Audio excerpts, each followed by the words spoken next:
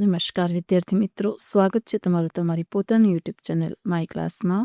આજે આપણે ભણીશું ધોરણ 8 વિષય વિજ્ઞાન ગાલા સ્વાધ્યાય પોથી સેમ 1માં પાઠ 2 સૂક્ષ્મજીવો, મિત્રો અને શત્રુ. ચાલો વિદ્યાર્થી મિત્રો, પ્રશ્ન નંબર 1 ચાલુ કરો. સાચો વિકલ્પ શોધી સામે ચોરસમાં તેનો જવાબ લખો. પહેલું છે નીચેનામાંથી કયું એન્ટીબાયોટિક્સ છે? તેમાં લખો બી સ્ટ્રેપ્ટોમાઇસિન. બીજું છે મેલેરિયા થવા માટે જવાબદાર પ્રજીવનું વાહક ખાલી જગ્યા છે, તો લખો માદા એનાફિલિસ મચ્છર. વાયરસથી થતો રોગ કયો છે? તો લખો એ પોલિયો. બીજું મરડો શાનાથી થતો રોગ છે? તો લખો બી પ્રજીવથી. ટાઇફોઇડ શાનાથી થતો રોગ છે? તો લખો એ બેક્ટેરિયા. છઠ્ઠું, નીચેના પૈકી બેક્ટેરિયાથી થતો રોગ કયો છે? તો લખો એ કોલેરા. પછી સાતમું, કયા સૂક્ષ્મજીવોના કોષોમાં હરિતદ્રવ્ય હોય છે? તો લખો સી લીલ. આઠમું, વાસી કે ભીની બ્રેડ પર જોવા મળતી ફૂગને શું કહે છે? તો લખો એ મોલ. નીચેના પૈકી કઈ લીલ છે? તો લખો ક્લેમિડોનોમાસ. એમાં કયું એન્ટીબાયોટિક્સ નથી? તો એમાં લખો ડી એસ્પિરિન. ક્ષય શાના દ્વારા ફેલાય છે? તો લખો એ હવા દ્વારા. કોલેરા શાના દ્વારા ફેલાય છે? તો લખો બી પાણી દ્વારા. દુનિયામાંથી લગભગ નાબૂદ થયેલ રોગ કયો છે? તો લખો સી શીતળા. ડોક્ટર એલેક્ઝાન્ડર ફ્લેમિંગે શાની શોધ કરી હતી? તો લખો પેનિસિલિન. બીસીજીની રસી કયા રોગ સામે રક્ષણ આપે છે? તો લખો એ ક્ષય. એઇડ્સનો રોગ શેનાથી થાય છે? તો લખો એ વાયરસથી. ખાલી જગ્યા છે વિદ્યાર્થી મિત્રો. જો સૂક્ષ્મજીવો તો લખો સૂક્ષ્મદર્શક યંત્ર. પછી બીજીમાં નાઇટ્રોજન, ત્રીજીમાં ઈસ્ટ, ચોથીમાં બેક્ટેરિયા, પાંચમીમાં પણ બેક્ટેરિયા, છઠ્ઠીમાં પ્લાઝ્મોડિયમ, સાતમીમાં શીતળા, આઠમીમાં લુઈ પાશ્વર, નવમીમાં લેક્ટોબેસિલસ, 10મીમાં ઈસ્ટ, 11મીમાં કાર્બન ડાયોક્સાઇડ CO2.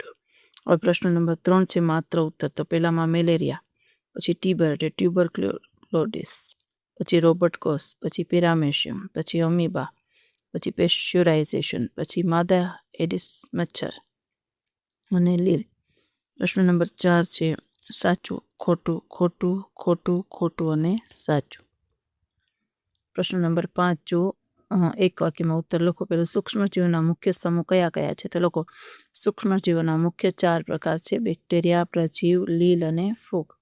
બીજું, વાયરસથી થતો રોગોના 4 નામ: શરદી, ઉધરસ, ઓરી, અછબડા, પોલિયો, હડકવા, કમળો, ઇન્ફ્લુએન્ઝા. ત્રીજું, બેક્ટેરિયાથી થતા રોગોના 4 નામ: તો ટાઇફોઇડ, ક્ષય, કોલેરા, ન્યુમોનિયા અને પ્લેગ. ચોથું, પ્રજીવથી થતા રોગોના નામ: તો કે મેલેરિયા અને મરડો. પાંચમું, પ્રજીવોના 3 નામ: તો કે અમીબા, પેરામેશિયમ અને પ્લાઝ્મોડિયમ એ પ્રજીવના ઉદાહરણ છે. છઠ્ઠું, ફૂગના 3 નામ: તો કે બ્રેડ મોલ્ડ, પેનિસિલિયમ અને એસ્પરજીલસ. એન્ટીબાયોટિક્સનું ઉત્પાદન શેનાથી થાય છે? તો કે એન્ટીબાયોટિક્સનું ઉત્પાદન ફૂગ અને બેક્ટેરિયામાંથી કરવામાં આવે છે. 4 એન્ટીબાયોટિક્સના નામ: તો કે પેનિસિલિન, સ્ટ્રેપ્ટોમાઇસિન, ટેટ્રાસાઇક્લિન અને એરિથ્રોમાઇસિન. ઢોરને થતા 2 રોગોના નામ: તો કે એન્થ્રેક્સ અને ફ્રૂટ એન્ડ માઉથ ડિસીઝ. 10મું, ફૂડ પોઈઝનિંગ કેવી રીતે થાય છે? તો લોકો સૂક્ષ્મજીવ દ્વારા દૂષિત થયેલ ખોરાક ખાવાથી ફૂડ પોઈઝનિંગ થાય છે. રાસાયણિક જાળવણીકારક પદાર્થોના 2 નામ: સોડિયમ બેન્ઝોએટ અને સોડિયમ મેટાબાયસલ્ફેટ.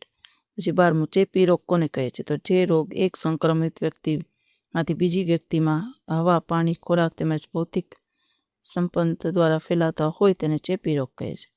હવે વ્યાખ્યા લખો વિદ્યાર્થી મિત્રો. આથવણ, ઈસ્ટ દ્વારા શર્કરાનું આલ્કોહોલમાં રૂપાંતર થવાની ક્રિયાને આથવણ કહે છે. બીજો, પેસ્ચ્યુરાઇઝેશન, તો કે દૂધને 770 ડિગ્રીના તાપમાને અંદરથી 30 સેકન્ડ સુધી ગરમ કરી તરત ઠંડુ પાડી સંગ્રહ કરવાની ક્રિયાને પેસ્ચ્યુરાઇઝેશન કહે છે. પ્રશ્ન નંબર 7 ટૂંકમાં ઉત્તર લખો. પહેલું છે સૂક્ષ્મજીવોના વ્યાપારી ઉપયોગ: તો લખો બ્રેડ, કેક, પેસ્ટ્રીઝ વગેરે જેવા બેકિંગ ઉદ્યોગના ઉત્પાદનમાં સૂક્ષ્મજીવો વપરાય છે. બીજું, દહીં, ચીઝ, પનીર જેવી ડેરી ઉદ્યોગની વસ્તુઓ બનાવવા માટે વપરાય છે. ત્રીજું, આલ્કોહોલ તેમજ વિનેગર સૂક્ષ્મજીવોની મદદથી થાય છે. હવે બીજું, સૂક્ષ્મજીવોના ઔષધીય ઉપયોગ: તો લખો સૂક્ષ્મજીવોનું સંવર્ધન કરી એન્ટીબાયોટિક્સ બનાવવામાં આવે છે. રોગને અટકાવવા માટેની રસી બનાવી શકાય છે. મરઘા તેમજ પ્રાણીઓમાં રોગ અટકાવવા માટે ખોરાકમાં એન્ટીબાયોટિક્સ દવા આપવામાં આવે છે. ત્રીજું, રસી કેવી રીતે થતો રોગ અટકાવવામાં મદદરૂપ થાય છે? તે લોકો મૃત તેમજ નિષ્ક્રિય સૂક્ષ્મજીવો દ્વારા રસી બનાવવામાં આવે છે. જ્યારે રસી શરીરમાં દાખલ કરવામાં આવે ત્યારે મૃત અને નિષ્ક્રિય અવસ્થામાં સૂક્ષ્મજીવો હોવાથી શરીરમાં તેની સામે લડવા માટે એન્ટીબોડી ઉત્પન્ન થાય છે. આ એન્ટીબોડી રોગનો નાશ કરે છે, રોગને અટકાવે તેમજ ભવિષ્યમાં રોગ થતો અટકાવે છે. કેટલીક રસી બાળકોને નાનપણથી જ આપવામાં આવે તેથી ભવિષ્યમાં રોગ થતો નથી. હવે બેક્ટેરિયાના 4 ગુણધર્મો: તો લખો દહીં, ચીઝ, પનીર જેવી ડેરી ઉદ્યોગની વસ્તુઓ બનાવવા માટે ઉપયોગી છે. હવામાંથી નાઇટ્રોજનનું જમીનમાં સ્થાપન કરી જમીન ફળદ્રુપ બનાવે છે.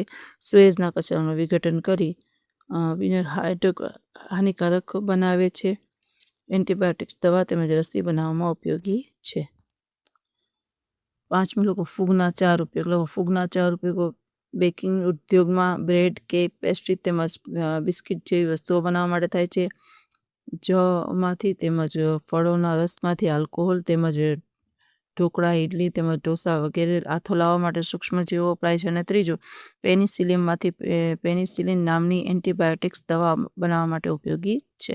અને મશરૂમ બનાવવા માટે ઉપયોગી છે. ચાલો, છઠ્ઠું, રોગકારક સૂક્ષ્મજીવો આપણા શરીરમાં કેવી રીતે પ્રવેશે? મનુષ્યમાં રોગકારક સૂક્ષ્મજીવો શ્વાસમાં લેવામાં આવતી હવા, ખોરાક તેમજ ભૌતિક સંપર્ક દ્વારા ફેલાય છે. શરીરમાં પ્રવેશતા આ રોગકારક સૂક્ષ્મજીવો રોગ ઉત્પન્ન કરે છે. કેટલાક રોગકારક સૂક્ષ્મજીવો આપણા શરીરમાં ભૌતિક સંપર્ક દ્વારા દાખલ થાય છે. હવે 7, માખી રોગના ફેલાવામાં કઈ રીતે કારણભૂત છે? માખી રોગકારક સૂક્ષ્મજીવોનું વહન કરે છે. માખી ગંદા કચરા, પ્રાણીઓના મળમૂત્ર પર તેમજ ઉલટી પર બેસે છે. આથી તેના શરીરમાં રોગકારક સૂક્ષ્મજીવો ચોંટી જાય છે. જ્યારે આ માખી ખુલ્લા ખોરાક પર બેસે છે ત્યારે આ સૂક્ષ્મજીવો ખોરાકમાં દાખલ થાય છે. આવો ખોરાક ખાવાથી સૂક્ષ્મજીવો આપણા શરીરમાં પ્રવેશે છે તેમજ રોગ થાય છે. હવે 8, મેલેરિયા અને ડેન્ગ્યુના ફેલાવા પર નિયંત્રણ કેવી રીતે કરી શકાય? મેલેરિયા માદા એનાફિલિસ તેમજ ડેન્ગ્યુ માદા એડિસ મચ્છર દ્વારા ફેલાય છે. આથી રોગના નિયંત્રણ માટે તેની ઉપદ્રવ અટકાવવો જોઈએ. મચ્છર એ બંધ પાણીમાં ઈંડા મૂકે છે. આથી બંધ પાણી ભરાઈ ન રહે એની કાળજી રાખવી જોઈએ. આ ઉપરાંત મચ્છર બગાડવા માટેના રસાયણો તેમજ મચ્છરદાનીનો ઉપયોગ કરવો જોઈએ. પછી છે વૈજ્ઞાનિક કારણ. સૂક્ષ્મજીવો સજીવોના મિત્ર તેમજ દુશ્મન કહેવાય. સૂક્ષ્મજીવો મનુષ્યો તેમજ અન્ય સજીવોને ઘણી રીતે ઉપયોગી છે. તે દૂધમાંથી દહીં બનાવવા, ઇડલી ઢોસામાં આથો લાવવા, એન્ટીબાયોટિક્સ દવા બનાવવા, રસી બનાવવા તેમજ વૈજ્ઞાનિક સંસાધનમાં વપરાય છે. આ ઉપરાંત સૂક્ષ્મજીવો દ્વારા ટાઇફોઇડ, મેલેરિયા, ક્ષય, કોલેરા, પોલિયો રોગો પણ થાય છે. આમ સૂક્ષ્મજીવો ઉપયોગી અને નુકસાનકારક હોવાથી મિત્ર અને શત્રુ છે. બેક્ટેરિયા સર્વવ્યાપી છે. બેક્ટેરિયા જમીન પર, પાણી પર, હવામાં તેમજ સજીવોના શરીર પર રહે છે. આ ઉપરાંત હિમ આચ્છાદિત પ્રદેશ તેમજ રણમાં પણ વસવાટ કરે છે. પૃથ્વી પર એવું કોઈ સ્થાન નથી જ્યાં સૂક્ષ્મજીવો ન હોય. ત્યાંથી બેક્ટેરિયા સર્વવ્યાપી છે. રોગચાળો ચાલતો હોય ત્યારે પાણી ઉકાળીને પીવું જોઈએ. રોગચાળો ચાલતો હોય ત્યારે દર્દીના કપડાઓ, વાસણો, મળમૂત્ર તેમજ ઉલટી દ્વારા સૂક્ષ્મજીવો જળાશયમાં દાખલ થાય છે.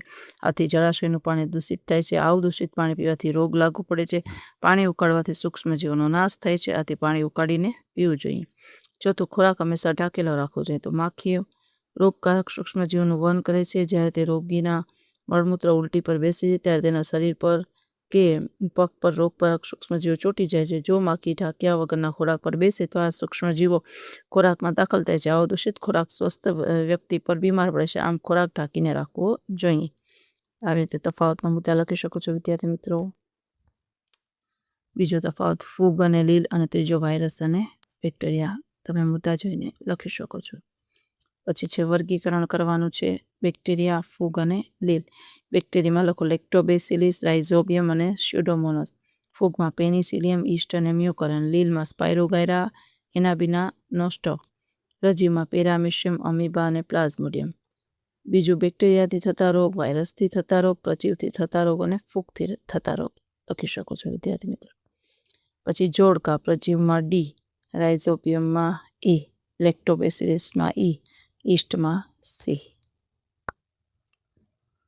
પછી 12મો પ્રશ્ન છે મુદ્દાસર ઉત્તર લખો. આપણા જીવનમાં સૂક્ષ્મજીવોની ઉપયોગિતા વિશે 10 વાક્યો લખો. તો લખો, લેક્ટોબેસિલસ બેક્ટેરિયા એ દૂધનું દહીંમાં રૂપાંતર કરે છે. આલ્કોહોલ, બિયર અને ચાના ઉત્પાદનમાં ઈસ્ટ વપરાય છે. બ્રેડ, કેક અને પેસ્ટ્રીઝ બનાવવા ઈસ્ટ વપરાય છે. ઇડલી, ઢોસા અને ખમણના ઉત્પાદનમાં ઈસ્ટ વપરાય છે.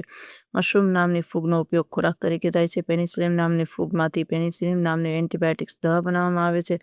રાઇઝોબિયમ બેક્ટેરિયા જમીનમાં નાઇટ્રોજનનું સ્થાપન કરે છે. ગટરના ગંદા પાણીનું સૂક્ષ્મજીવો વિઘટન કરી બિનહાનિકારક તત્વો પછી દવા અને રસી બનાવવા સૂક્ષ્મજીવો ઉપયોગ છે. ફૂગ અને બેક્ટેરિયા વિઘટકોની ભૂમિકા ભજવે છે. ચાલો, એ જ રીતે બીજો પ્રશ્ન વિદ્યાર્થી મિત્રો જોઈને લખી શકો છો. ખાદ્ય પદાર્થોની જાળવણીની પદ્ધતિઓ. ખાદ્ય પદાર્થોના પેદાશ તત્વોનું મૂલ્ય જળવાઈ રહે અને તેમાં સૂક્ષ્મજીવોની વૃદ્ધિ અટકે તે રીતે સાચવવાની ક્રિયાને ખાદ્ય પદાર્થોની જાળવણી કહેવાય છે. રાસાયણિક પદ્ધતિ. તો લખો, ખોરાકને સૂક્ષ્મજીવા સૂક્ષ્મ સંક્રમણથી અટકાવવા સોડિયમ બેન્ઝોઇટ તેમજ સોડિયમ મેટાબાઇટ સલ્ફેટ જેવા પદાર્થો વપરાય છે, જેથી ફળોના રસ અને જામ બગડતા અટકે છે. મીંડ વડે જાળવણી. તો મીઠાના ઉપયોગથી કેરી, આંબળા, આંબલી, માંસ તેમજ માછલીને સાચવી શકાય છે.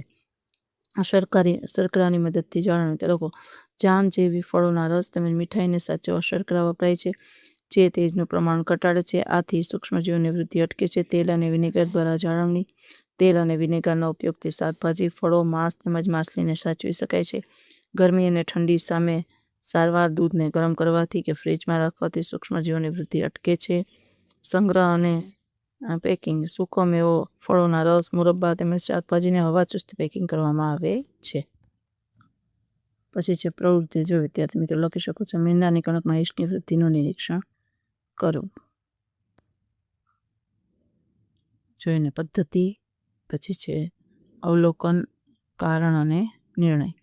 એ જ રીતે બીજું છે શર્કરામાં યીસ્ટ વડે થતી પ્રક્રિયા, આથરણ પ્રક્રિયાનું નિરીક્ષણ.